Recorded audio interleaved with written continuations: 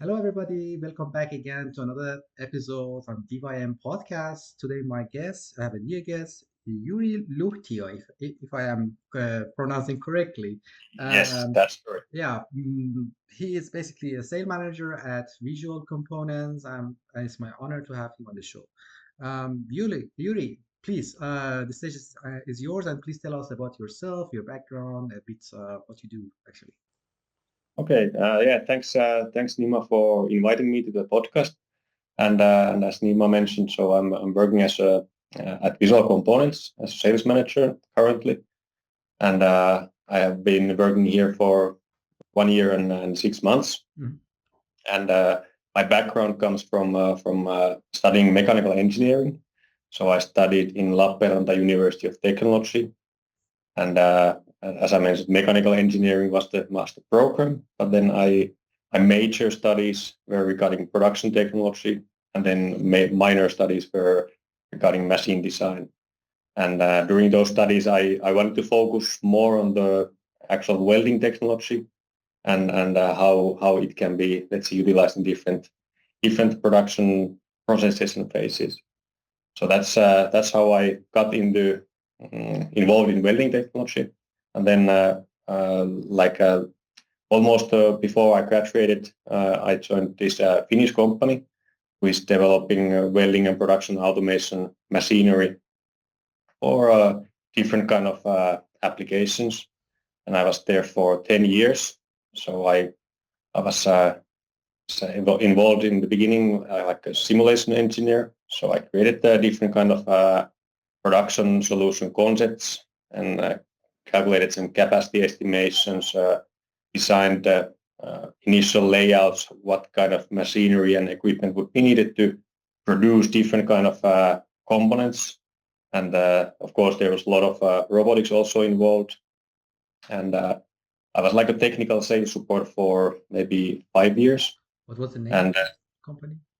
the company was called Pemamek, so it's a I think I've Finnish heard it. company. So, Yeah, yeah, they are quite well known in the let's say manufacturing industry. yeah. And maybe the last 5 years there, I was working like a technical application manager for robotic applications and also different kind of production automation or welding automation machinery for different kind of industry segments. So there was shipbuilding and wind energy and different kind of offshore structures that would need to be manufactured with different kind of automated or semi-automated machinery. So that was my role for 10 years. And after that, I wanted to try my luck with the salesman's shoes. So I joined Visual Components. Of course, I had a background of using Visual Components for that 10 years period. So it was a well-known software for me, and also I knew some people from the company. So I wanted to join the team and try my luck with in the sales position. Sure. I mean, like basically, because I've also studied in Finland, I know a bit. I mean, basically, that's the how is the climate of robotic community in Finland. Yeah. And to be honest, Finland is one of the few countries that students can go in this way of robotic and automation quite easily because mostly it is ready. I mean, like from the Yeah. perspective, it is really ready to apply and use your what you have learned during your schools in the by industry automation and robotic. But it is really cool that actually you have we are almost very similar. I have also studied mechanical engineering and then shifted to robotic and mechatronic, and yeah, finally I'm as well a kind of application engineer. Yeah. Um, yeah, cool. Thanks a lot for this short introduction. So you have almost 1 year and a half in visual. Yeah. Yeah, okay. Yeah. That's correct. Okay. And Visual Components is also a Finnish company, right? Yeah, it's a Finnish company, and we have been in the manufacturing simulation business for over 25 years. So Oh, Visual Components was founded in 1999, oh, and of course, for a long time, let's say the company was only focusing on manufacturing simulation. mm, So different kind of layout concepting and material flow analysis and stuff like that. So they provided the customers a software for doing that.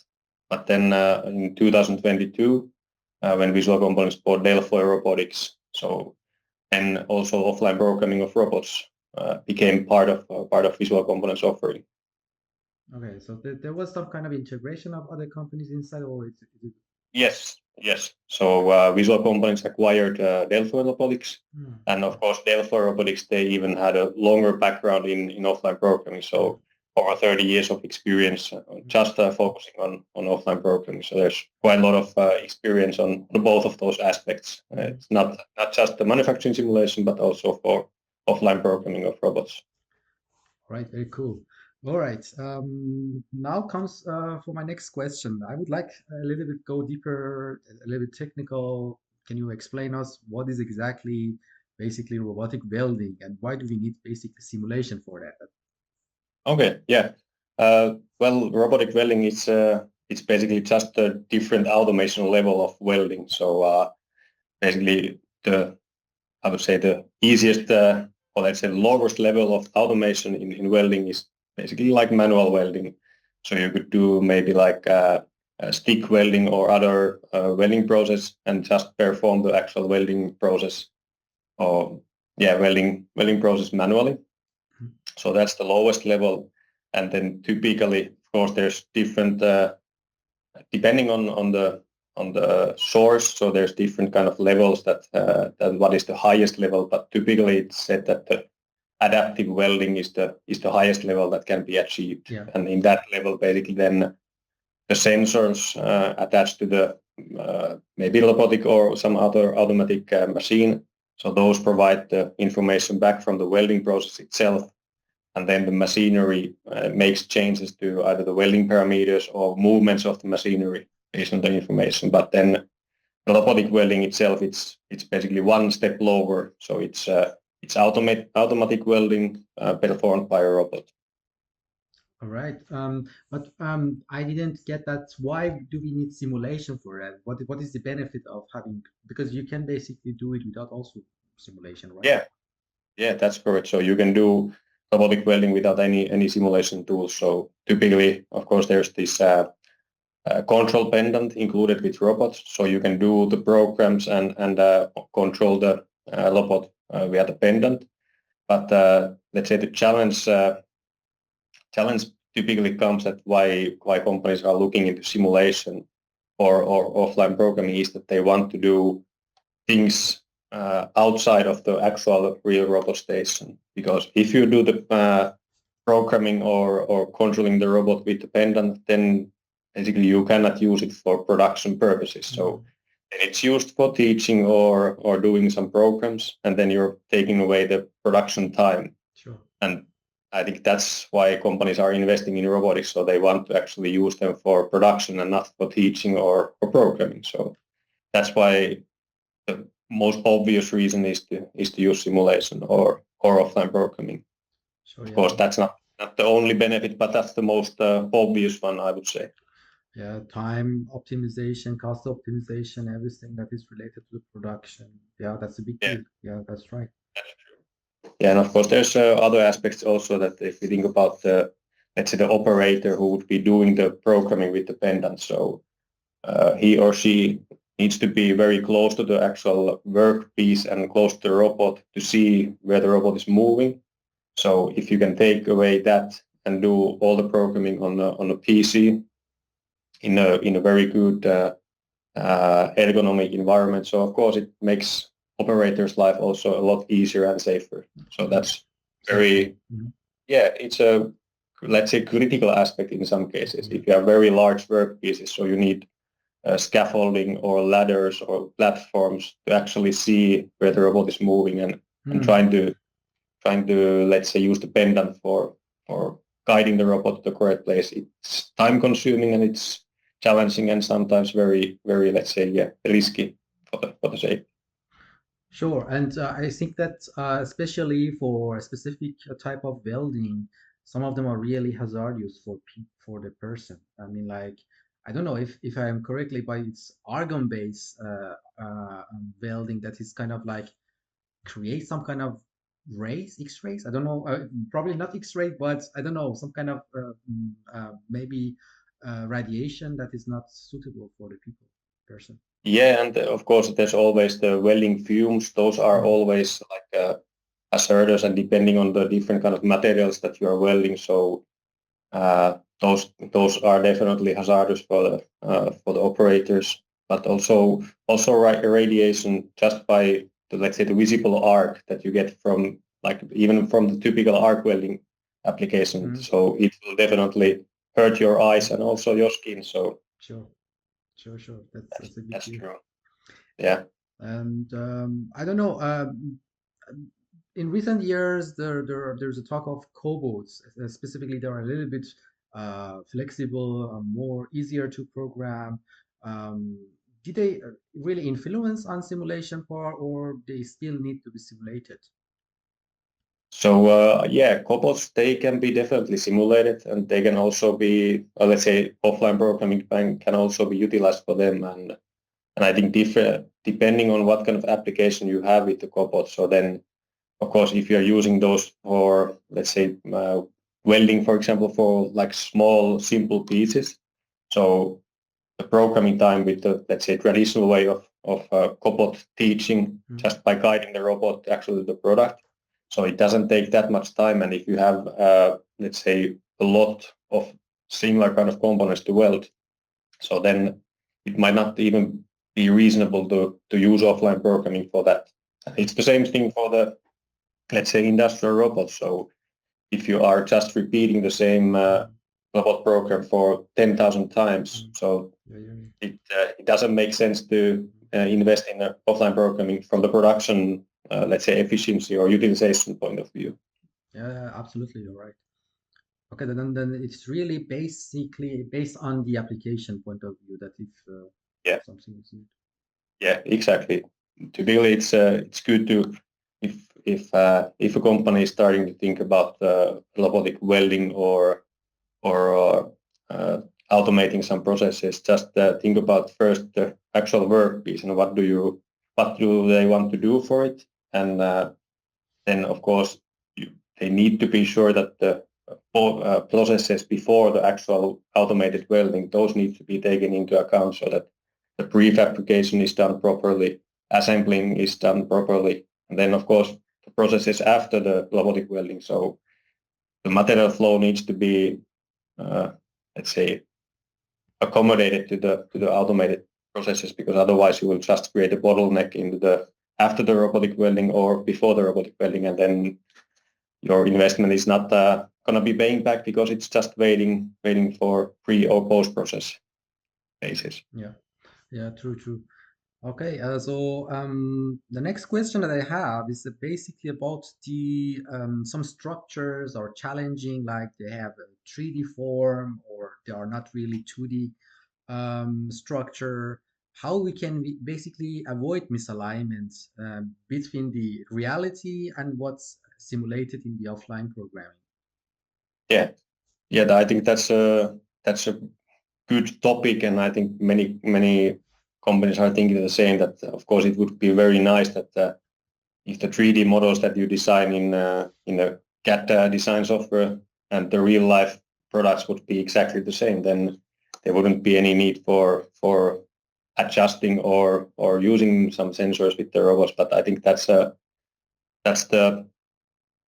uh, let's say different kind of sensors can be definitely used just to accommodate those misalignments, and that's the normal way of doing things. Of course, you can have everything, uh, let's say, done in the prefabrication way, prefabrication processes in that way, though, that you don't have a lot of tolerances, for example, for the actual pieces, and you can assemble those with very high accurate.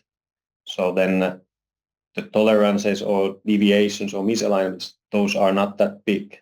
So then there is a possibility that you don't need to do any, let's say, touch sensing or different kind of sensors Mm, when you are doing robotic welding, because you have everything done in very good quality and very good very low tolerances, mm, and maybe you are utilizing also some fixturing or jigs So then you know exactly that the workpieces are always the same. So then you could basically repeat the robot program time after time, and there wouldn't be any defects on the welds. But typically that's not the case, especially when we are talking about the very large workpieces and big materials. So then typically those kind of issues arise. So the most common way I would say that if you think about arc welding application, so how to utilize if you have misalignments, for example, in the parts. So the most typical and I would say the most effective and simplest way is to use just touch sensing with the robot. So it means that before you actually start the welding process or welding path, so you do this kind of touch sensing with the welding wire or with the cast nozzle. So then you know exactly the correct corner point where you actually want to start the weld. So if there is any, let's say, misalignments on any of these surfaces, so then the robot will basically measure where the position is so that the welding is actually started from the corner where it is meant to be welded. So that kind of seam searching is the most common way, I would say, to accommodate those misalignments, especially on the arc welding applications. And that is, I think, in every robot brand you have different functions for doing that, but they all have the same, let's say, purpose, so that you will actually find the correct place where you want to start the weld. Because otherwise, if some of these surfaces would be misaligned and you wouldn't do searching, so then there's a risk that your weld will start in the bad position and will be mislocated, and definitely then you will have a weld defect. Yeah. And after you have done the searching, then the typical way is to also utilize this kind of weaving motion, as you can see on the robot now. So the robot is weaving itself and oscillating on the different, let's say, reference surfaces, so that then it measures the changes in the welding current. So then it knows exactly if there is some, let's say, deformation in the part. So then it can follow the weld path according to the workpiece deformations or misalignments. So that is I would say, the most common way of doing seam searching and this kind of true arc seam tracking. So any kind of what kind of sensor are integrated? Is it like a visual sensor or is it like a laser? So in this case, basically, there's no additional equipment used. So it's just using so in the seam searching phase, it uses just voltage. So basically, when the robot touches the surface of the plate, so basically electric voltage and current, so then it knows exactly that, okay, this is the position where the plate is. So there's no additional sensors used. Yeah, cool. It's just a feature in the robot control. So then that's why it's also quite, let's say, simple and easy way to, let's say, do that kind of corrections, because there's no additional equipment needed. And also the same applies for the weaving or oscillation, because then you're just using or measuring welding current.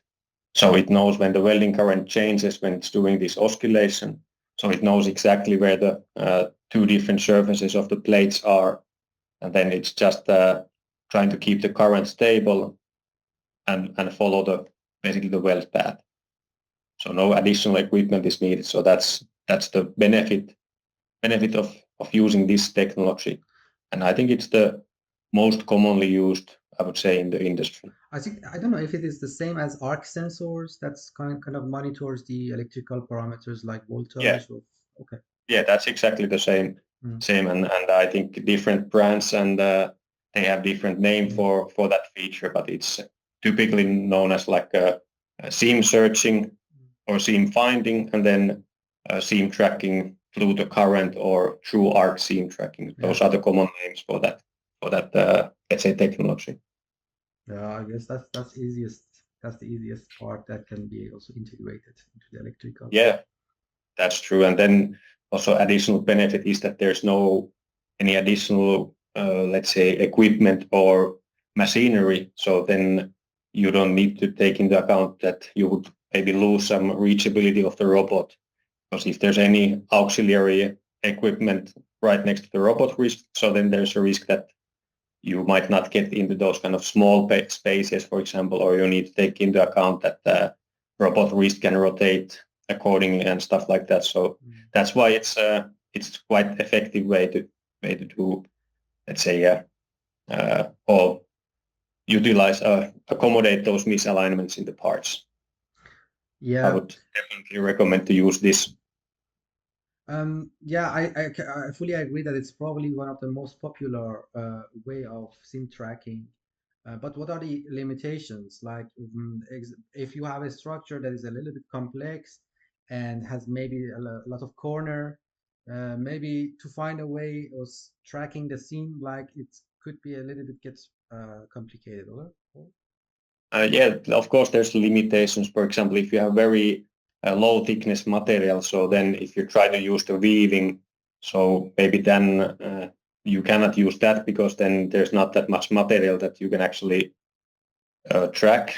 And also there's some limitations depending on what kind of welds you are trying to weld, or let's say use the seam tracking for. So, for example, eye groove or something like that, it's quite challenging to do seam tracking with this kind of technology. So there are different, let's say, limitations, of course, but I think if we think about typical fillet welds, for example, which are I would say, the best ones for robots. So in those kind of applications, this technology would be, I would say, the most optimal, I would say.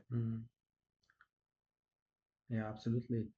And I think that's also, as from the cost of view, it's also the most let's say optimized version. Yeah, that's true. That's true. All right. Then if you think about let's say then following, or let's say other sensor technologies that there are. So of course you can do the seam searching also with optical sensors.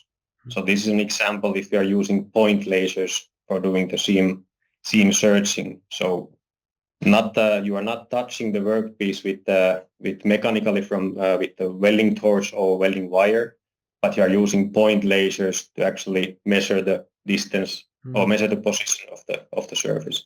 So this is like the a little bit advanced way of doing the seam searching or seam finding by utilizing like point lasers for doing that. So there are some applications where this is beneficial, of course, and some cases if you want to maybe optimize the times for doing the searching, so this kind of application might be reasonable in that case. But it's just doing the same things that you would do with the welding wire, but just using the point laser attached to the robot wrist. But as you can see, there is once again then additional equipment on the robot wrist, and it may reduce the robot reachability. Of course, there's also additional cabling included with the sensors, so those need to take into account. Yes, of course. Yeah, every sensor brings advantages and also disadvantages. Yeah, that's correct. But that's the, let's say, one way of doing the seam searching. And then if we think about other type of lasers, so you can also use the laser sensors for seam tracking and also for seam searching. So here is one example of using also laser sensor for, you can use it for either for seam searching, the same way that you would use the point laser, or you can also use it for actively seam tracking while you are doing the welding. So there are different kind of purposes how you could utilize this kind of sensoring. And you can also, in some applications you can use the measurements or basically adaptively also change to the welding parameters or the robot movement. So basically it starts to be something like adaptive welding solution if you are utilizing these kind of sensors in a more advanced way. Here's one example from the actual robot station, so utilizing the laser sensor for actively tracking the position of the weld seam. So it basically follows in front of the welding torch and actively follows where the these two interfaces collide. So when this plate is interfacing with the bottom plate, so it follows that exact position and then guides, of course, the welding torch to the correct position. So that's what I wanted to share, and I think for each, let's say, application and each purpose, there are different kind of sensors that are optimized and best to use, and it all becomes down to once again to the workpiece itself. So what you want to achieve and what kind of components you need to produce. So then you choose the correct kind of sensor technology for that. Yeah, absolutely. Very nice. I think that's sensor technology. Of course, there are some other type of sensor technology that are used. I think these are the most common ones that you actually mentioned. They are like spectroscopic sensors or eddy current sensors that change the electromagnetic field and then tries to depends everything. There are a lot of different kind of let's say sensoring.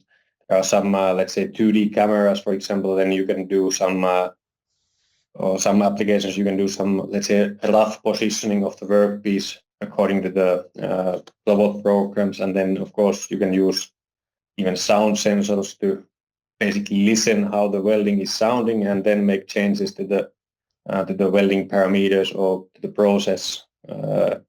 So I would say I think there are more than let's say dozens of different kind of sensors, and those can be used to let's say accommodate those misalignments. But I think those that I showed, those are the most common ones in the industry, I would say, and especially used in the actual production environment. So especially the vision-based sensors that are also integrated with AI, and now they are really getting popular these days. So this is also another option, I guess. Yeah, that's true, and of course it's let's say it's good that if you actually collect the welding data. So of course, just for the quality control point of view, so that you have everything tracked and you can basically show if needed that if how the parts were welded, what kind of parameters were used, and of course you can also use that data to basically do some like a machine learning for your application and utilizing AI to crunch that data and maybe optimize your production even more. So that is true.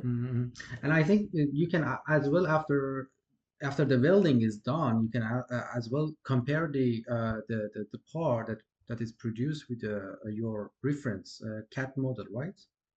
Yeah. There's also possibility that you could even use the same sensors if you're using those kind of laser sensors. So you could utilize those for basically measuring the parts after it's welded, and also utilize that for referencing to the nominal value of the 3D model. So but typically I would say that it's best to maybe do that in the next process phase, so that you're not basically taking away the production time of the welding station, but you do maybe quality control in the next phase. So then you could actually utilize the robotic welding station to the purpose that you have invested that for. But everything is possible typically.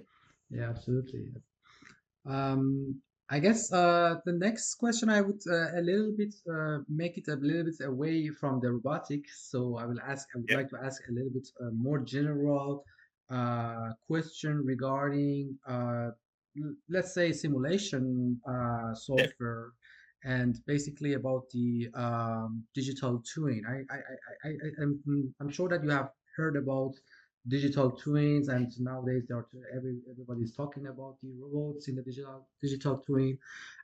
Yeah. Since I know that the visual components is for 25 years in this domain, I would like to know a little bit about what is the difference, for example, between visual components and like Nvidea digital twin Omniverse, for example. Of course, there are many others, but what are these concepts? What are the differences? Yeah, I would say yeah, in visual components platform, I think it's more like a, let's say, discrete based simulation. So that's what we are focusing for, and I would say then if we think about the Omniverse, then it's a little bit like physics based simulation. So there's thought, in that sense different kind of purpose for using those softwares, and then I think in my personal view, I would say that the Omniverse it's a little bit more complex to use. So then definitely you need to be more advanced user to Mm, basically create the same kind of simulations, for example, that you would do with visual components. So I think it's the ease of use and there are different, I would say, use cases for those two different softwares. So uh, I think the visual components platform it's more like a, uh, ease of use simulations on offline programming and actually using it for maybe like a production purposes, especially on the offline programming point of view. And then also from the Omniverse side of view, it's I think it's more maybe advanced and going into the let's say very deep into the simulations, taking into account all the physics and mm, maybe some AI machine learning mm, things. So mm. I think I would say it's visual components more for the production, and then maybe the Omniverse it's more I would say for the laboratory use or research and development and something like that. I would say those I would see the Mm. let's say most easiest way to compare those two different softwares. Yeah, absolutely. I think also Omniverse requires a lot of computational power because if you need to Yeah, simulate every possible physical motion, then it just needs power. yeah, And I cannot really imagine someone on his desktop or laptop could run such a huge program. Like it doesn't das geht nicht. In German we say das geht nicht weiter. yeah, yeah. That is true. So even I could do some layout simulations, or definitely I could do robot offline programming on my let's say not that powerful laptop. But I wouldn't even imagine starting the Omniverse and trying to do something with this machine. So Yeah, there are different use cases I would say for those softwares and different kind of let's say machine platforms that you yeah. need to be able to run that software with.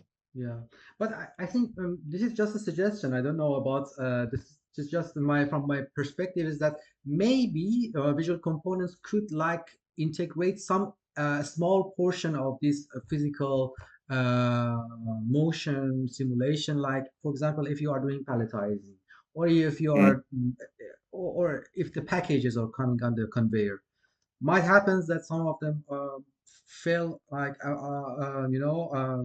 get out of the way, like not the way that you actually simulate it's because it's a physical object. yeah, Maybe just considering for specifically these kind of things, that would be interesting. I mean, that would be much more realistic.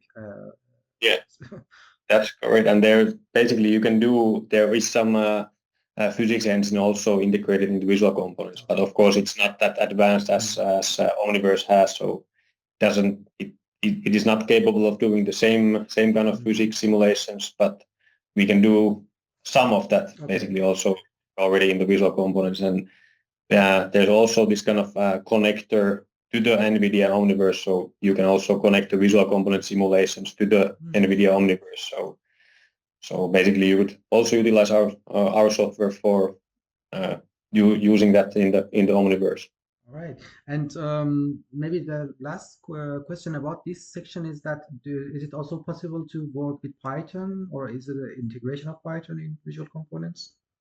Yeah, so you can use definitely Python in the software, and it has also Python APIs, Okay, so cool. you can do a lot of things by yourself also, Mm, and it's basically open platform, okay. so you can build your own add-ons or plugins Mm, if you want. So nice, it's definitely usable. nice. All right, so I would like also to know a little that if Visual Components is also open for like DIV robotic project. Like let's say there are tons of not really famous robotic companies that actually produce small arms, and they have their specification, individual specification. Is it possible to simulate also these not very famous or well-known robotic arms, or they are just working on specific brands? So of course we have already quite extensive library of different robot Hmm. models. So just for the simulation part, I think there's over 2,000 different robot models Okay. for multiple different robot brands available that can be basically freely used for simulations Hmm. by utilizing our software. And in case if you have some your own robot models or robot arms that you want to simulate within our software, so basically you just need the CAD geometry Hmm. and then the technical data, how the robot is moving, so what kind of joint values it Hmm. has, what kind of speeds. So you can definitely create your own Hmm. library of your own specific robots if you want. So Yeah. I think that's the beauty of it, so that you can use those already made models, Hmm.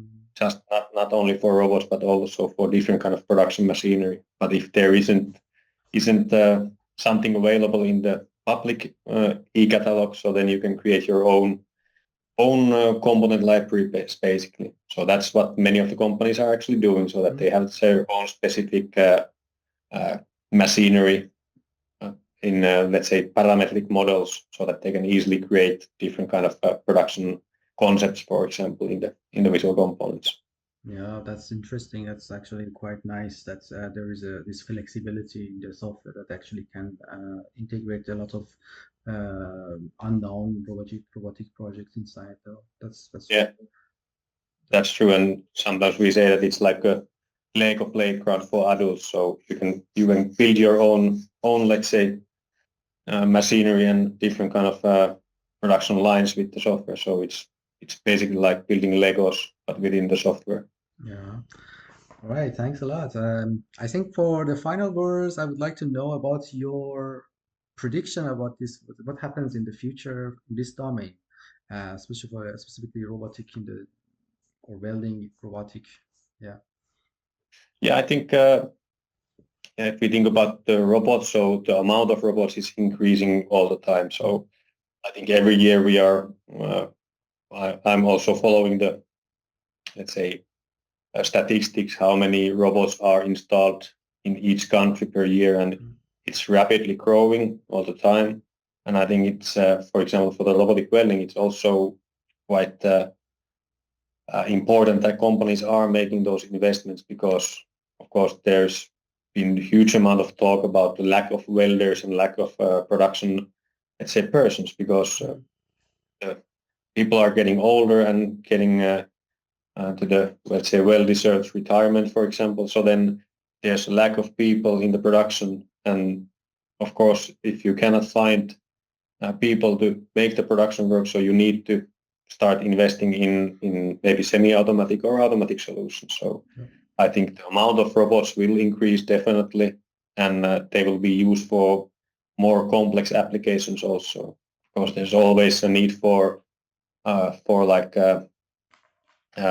people who are actually uh, good quality craftsmen, so they can do those most challenging jobs. Because I've always said this thing that the most adaptive welding system is a manual welder who is well experienced, because they can actually do the most challenging jobs Mm, there is, but then robots will basically make it possible so that those kind of people can be used for those most demanding jobs, because then the robots will be used for those not that complex part.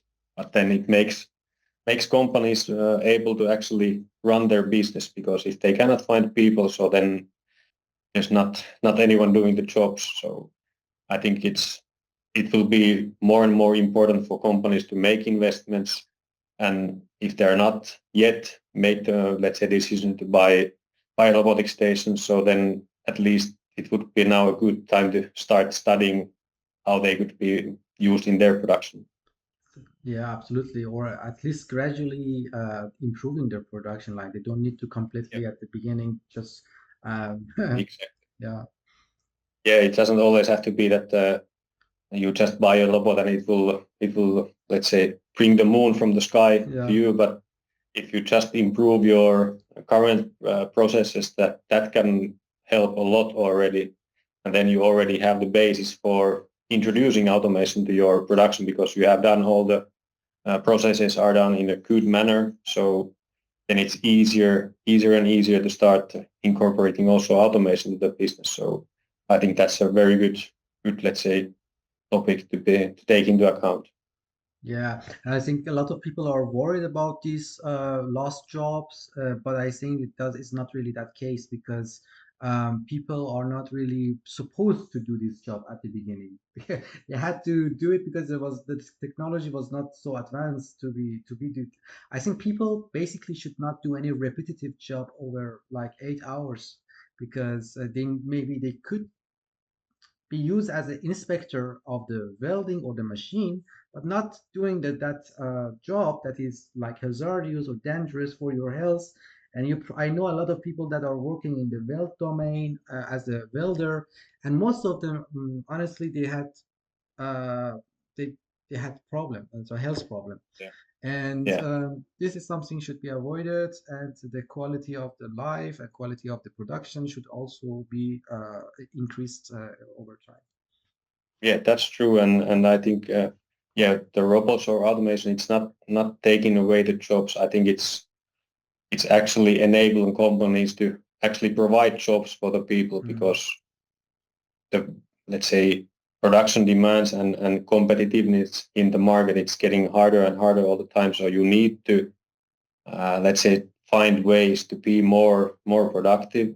And then, as I mentioned, there will always be those kind of jobs that are not let's say suitable for automation, where you need to have the let's say expertise and you need to have very good quality welders, for example. So just need to be sure that those kind of people can be used for that kind of job, where machinery is not capable of doing that. mm, Of course, as you mentioned, technology is getting, let's say, more and more advanced, but then at the same time, it's getting more and more easier to use those. yeah. So there is not that big gap anymore Mm, that you need to be a rocket scientist to use robots mm, for welding. mm, I think the let's say best person to actually operate and make programs for robots is the let's say previous welder, because they know how to actually do the job. produce the parts. So then they just transform that knowledge to Yeah. the automated machinery.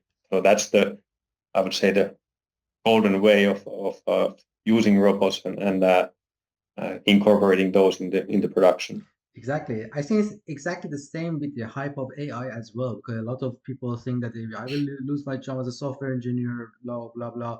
But I think that I mean, you become a system designer, you don't Yeah. need to really do coding. You just need to know what to do. That's the main thing. So Yeah, the robot is also the same.